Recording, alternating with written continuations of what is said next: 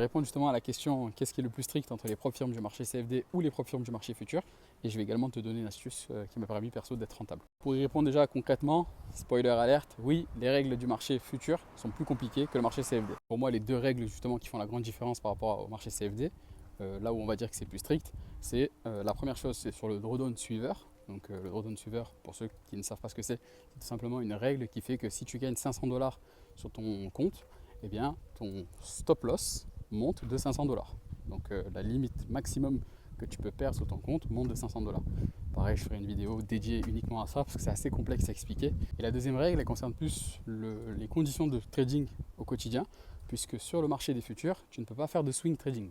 Donc tu peux te concentrer uniquement sur du scalping et du day trading parce que le soir à 22h ou 23h, toutes tes positions sont automatiquement clôturées. Concrètement, pour un swing trader, ce n'est pas possible de passer sur les propres firmes de marché futur parce qu'il ne va pas pouvoir garder ses positions plusieurs jours ou plusieurs semaines puisque chaque soir elles seront clôturées. Ça serait donc contre-productif pour lui.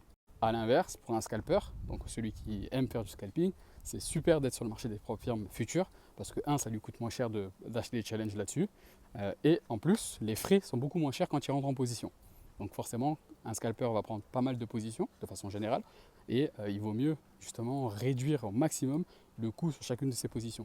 Et ça, c'est non négligeable entre le marché propre firme CFD et le marché propre firme futur. Voilà, tu l'as donc compris, il y a des avantages et des inconvénients dans les deux, évidemment.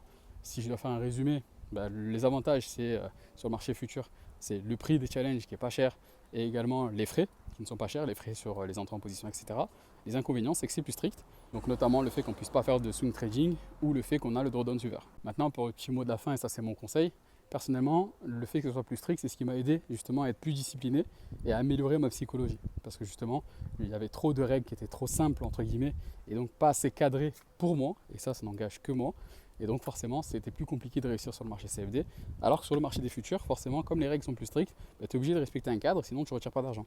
Donc à un moment donné, tu te mets à les respecter, j'ai presque envie de dire obligatoirement. Donc ça a été perso le cheat code qui a fait que grâce au marché futur, je suis devenu rentable. Et aujourd'hui, je ne peux que les remercier d'avoir mis en place ce genre de règles. Donc c'est toujours pareil, il y a des personnes qui voient le verre à moitié vide et d'autres qui le voient à moitié plein. Personnellement, je le vois à moitié plein sur le marché des futurs. D'autres vont dire que c'est un inconvénient. Et ça, tu l'as compris, ça ne dépend que de toi et de ta mentalité.